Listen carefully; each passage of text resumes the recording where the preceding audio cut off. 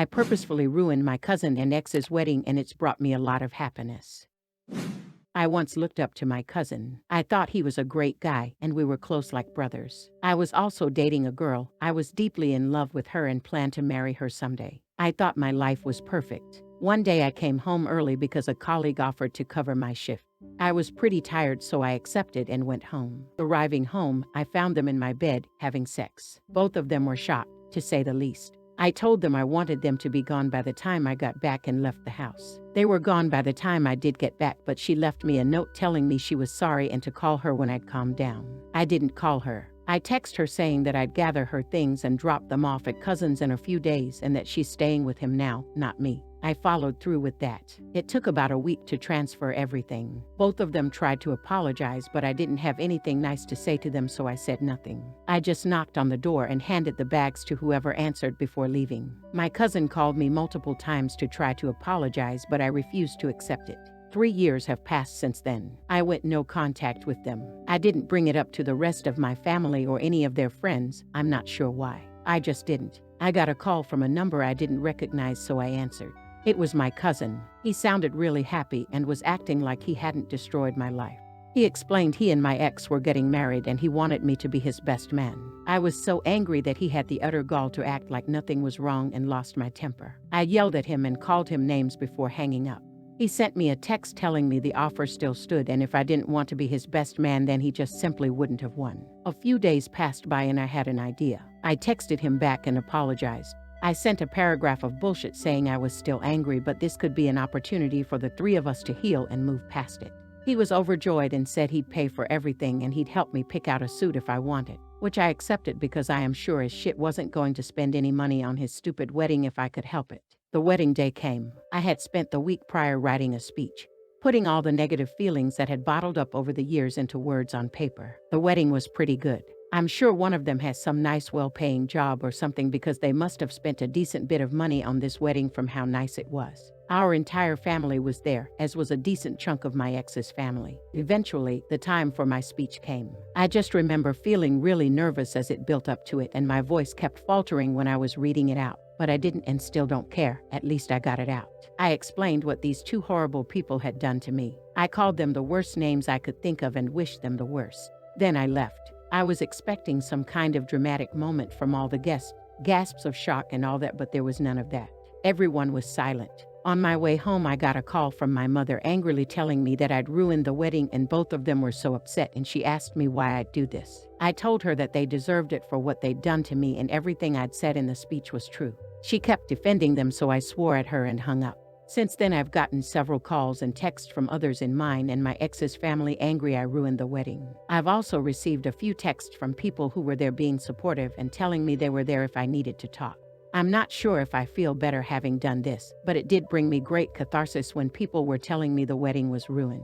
At least now they've felt at the very least a fraction of what they've made me feel. Just a little edit to address some common questions. As far as I'm aware, the rest of the family wasn't aware of her cheating on me. They likely knew we were dating at some point, then we weren't. I've learned from previous stuff that I can't rely on my family for any kind of support, so I've been in low contact with them since I moved out of my parents' house, which is why I didn't mention this to anyone in my family. A lot of people are also asking for the speech transcript. I wrote it in a Google Doc and read it out from my phone. The delivery was kinda lackluster. I sounded like I was going to cry and tripped over my words, but I managed to read it all out. It isn't verbatim what I said, but it's very close as I was reading from this as a general script. Here it goes. Hello everyone. I'm not very good at public speaking, so apologies in advance. It's an honor to be at this wedding, and an even greater honor to be the best man. I was shocked that I was even invited at all, since the last time I'd spoken to the bride and groom was when I'd found them fucking in my own bed. She was my partner at the time, you see, but I don't think she got the memo that when you're dating someone, you don't fuck their cousin in your partner's own bed. And it wasn't like my cousin didn't know we were dating either. Who knows how long this slimy C&T was fucking her behind my back. Weeks, months, for those unaware, her and I had been dating for 2 years. I loved her with all my heart and was actually saving up to get a proposal ring. Maybe if she wasn't such a whore, my cousin would be giving this speech instead, and I wouldn't have been struggling with mental health for 3 years. Anyway, I've heard 50% of marriages end in divorce. I hope yours is a messy one. From the bottom of my heart, fuck you both. You ruined my life, and I will never forgive either of you.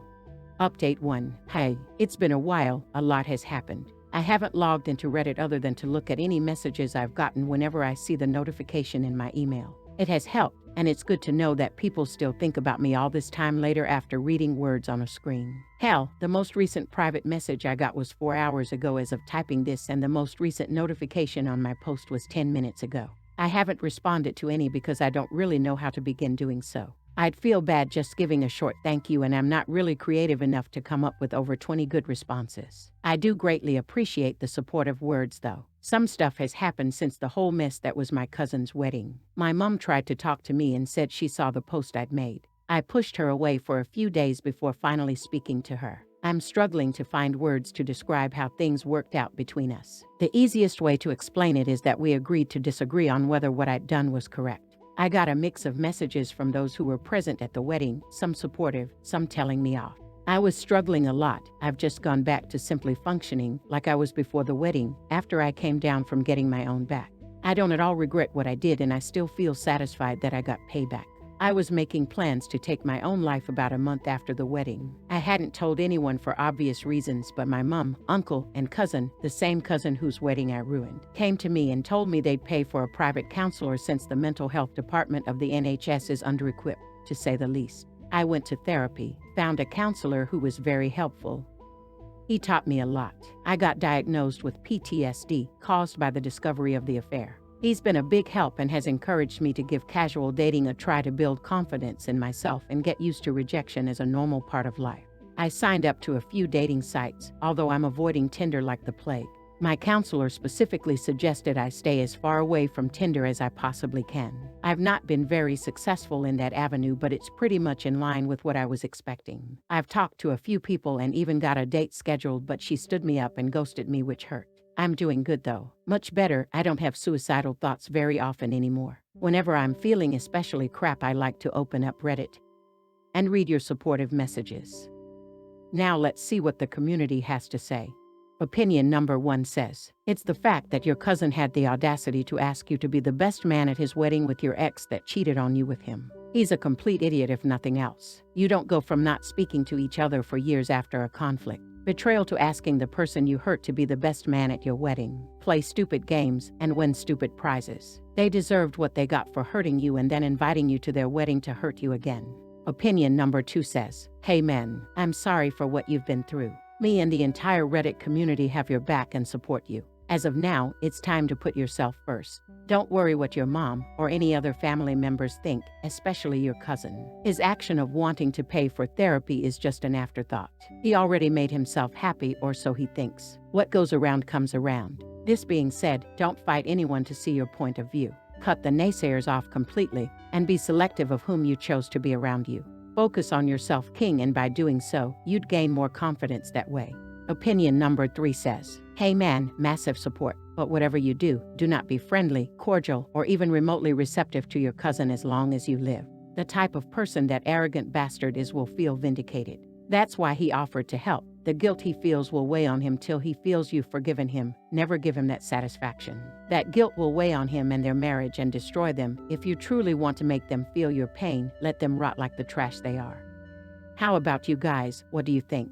Would you have done the same as the OP on that situation? Was the revenge justified? Leave a comment down below and maybe subscribe and leave a like. It will help my channel a lot and motivate me to make more for you. Thanks for listening. I reconnected with my ex last year. I realize I still have feelings for him and wonder if I should tell him. This may be a long post. I feel I need to explain my history with my ex. When I was in high school, I dated my friend Amanda's brother Hank, who was 2 years older than me. I grew up down the street from their family and had a crush on him as far back as I could remember. When I was a freshman and he was a junior in high school, he asked me to the homecoming dance. We ended up dating the rest of the time he was in high school. We were each other's first love, and I thought it was forever. When you're a kid, you think everything is forever. After he graduated, he kind of out of the blue joined the Marines and dropped it on me that he was going away. I was heartbroken, but I stuck it out, and he came home from boot camp and I was overjoyed to see him. Once he went back, though, I missed him terribly. An older college guy I worked with was flirting with me, and I was really flattered by the attention. I decided I didn't want a long-distance relationship. I was 16. I was still a kid, and the thought of him being gone for at least 4 years in the service was too much for me. I know he was hurt when I ended things which I had to do through a letter. I know it was a cowardly way to do it. I should have waited until I could talk to him face to face. But I did what I did. I wasn't mature enough to deal with this breakup. When he was finally able to come home on leave during my senior year, I tried to see him. I felt I should at least tell him in person the things I had told him in my letter. I walked down to his parents' house, and although his mom was as nice to me as ever, he was pretty much cold toward me. He had some choice words for me and told me to leave him alone, and he never wanted to talk to me again. I was heartbroken over the way he'd acted, but I guess I should have expected it. Me breaking up with him had also caused a rift between his sister and me. We'd been friends since childhood, and it hurt that she was upset with me. We spent the rest of our high school years not speaking, and it was awkward all the time as we shared many of the same friends. In the summer, my second year of college, I ran into Amanda by chance, and we had a heart-to-heart.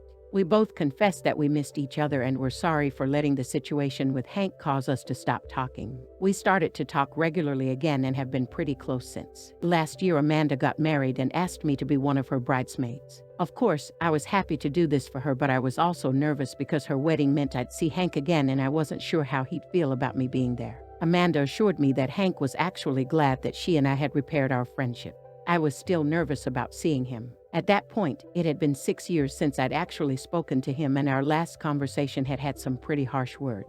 The night before the wedding, we held a rehearsal followed by a dinner that Amanda's parents threw for everyone. It was the first time I'd actually seen him. He was still really handsome. He had shaved his head and grown a beard. At first, it seemed like he was determined to just ignore me, but partway through dinner he looked over at me and gave me a little smile. I smiled back a little nervously and figured at least he gave me a sign that it wouldn't be awkward. At the reception, I saw him again, but we didn't talk. Later after dinner, I was at the bar and he came up to me and said, "Hey, you." All I could say was, "Hey, yourself." He hugged me and asked if we could talk for a second. I said yes, and we stepped outside. It was pretty awkward for a while, but he told me he was glad I was there and that I was on good terms with his sister again. I don't know why, but I started to cry a bit, and he handed me a tissue. I told him I was sorry for the way things has ended between us. He said we were just kids at the time and we both could have handled things better. He said he was sorry that he'd been so mean the last time we'd talked. He said he'd lashed out because he was hurt, but there was no excuse for it. We both accepted each other's apologies. We talked for a while, and then he asked if we could still be friends. He said we'd known each other our whole lives, and he thought it was crazy that we hadn't talked in 6 years. I was glad to accept, and we went back inside to our dates. We even danced once, and he said it was the first time he'd danced with me since his senior prom. I could feel some of my old feelings for him were still there, but we were both dating other people, and I figured he'd moved on. I saw him a few times over the next few months since he'd come out to grab drinks with his sister and her husband from time to time. He ended up breaking up with his girlfriend sometime earlier this year. One night after we were all leaving the bar, he walked me to my car. I asked him about his ex, and he said they just grew apart. He was looking for more of a commitment than she was willing to give. Then he said this to me: "I've never been able to find someone else quite like you." I've been thinking the same thing about him. After I started talking to him again, every time I go on a date, I compare them to him. I've thought long and hard about this. I know it's terribly unfair to these guys to compare them to someone I used to date, but I can't seem to get him out of my head. I still have feelings for him. I know it sounds crazy, but it's true. I've been debating this over and over again in my head. Do I tell him? Should I say something so at least I know where I stand with him? TLDR, I broke up with my high school sweetheart because I didn't want a long-distance relationship while he was in the Marines. We reconnected last year, and I've come to realize I still have feelings. Now let's see what the community has to say. Opinion number 1 says, "Life is short. Go for it. Make sure it's what you want this time. Your friendship won't be the same if you half-ass this relationship. Marines don't take any shit. The worst case scenario waits till you mature a bit more. You went all in on how cute the guy was you dumped him for as if you were still 16 as an almost valid excuse stacked with not wanting an LDR. That's a little worrying. Well, I was just writing about how the 16-year-old version of me looked at things. I allowed myself to get sweet-talked by an older guy who knew which buttons to push with a younger girl who was lonely. I know for an adult that's no excuse, but I was only 16 and not terribly smart about the world. I've always regretted the decision I made. I've always regretted how I did it. I apologized for it to him, and he accepted my apology. Opinion number 2 says, "I think growth is the biggest thing. No more hard feelings, and the only way to know is to go for it. Maybe ask in a way like you want to take it slow. some small dates to the park or get some food. Open up with him during those times and see if he reciprocates. Good luck. I'm always a fan of love conquers all, including time. Why haven't you though? A few reasons. First, I had to make sure my feelings were genuine and not just longing for something from my high school days that I could never get back. Second, when we reconnected, we were both dating other people. When I broke up with the guy I was dating earlier this year, I had to make sure I wasn't just looking for a rebound. Third, I guess the third reason is I'm afraid of getting rejected. Update. I was intent on speaking to him on the 4th of July. His sister was having a get-together and invited me. She told me he'd be there. I get the sense she's trying to get us together as much as she can. Anyway, he didn't come to the party. He called his sister and said fireworks cause him a lot of anxiety because of some of his experiences in the Marines. I felt horrible about this and called him to ask if he'd like me to come and sit with him that evening. He told me he appreciated the offer, but he didn't want to ruin my holiday. I promised to call him Monday to check on him. I called him Monday and he was fine. He said the loud noises just make him jumpy and he was happier just sitting at home with his dog. He also said I was the only person to call and check on him. I just dropped it on him that that's what you do when you care about someone. He was quiet for a few seconds and then he said it was good to know I still cared. I asked him if he'd like to get some dinner with me Saturday night and he agreed. I said I guess it's time we talked about a few things that have been on my mind. He said he's had some things on his mind too and he's been thinking we should talk. So that's where we stand as of now. We're going to meet up Saturday and talk. I feel like we're both too old to play games. We need to put all our feelings out where we can see them. Who knows what will happen, but at least we'll both know what the other is thinking. TLDR, I called my ex and we've agreed to meet up for dinner and discuss our feelings.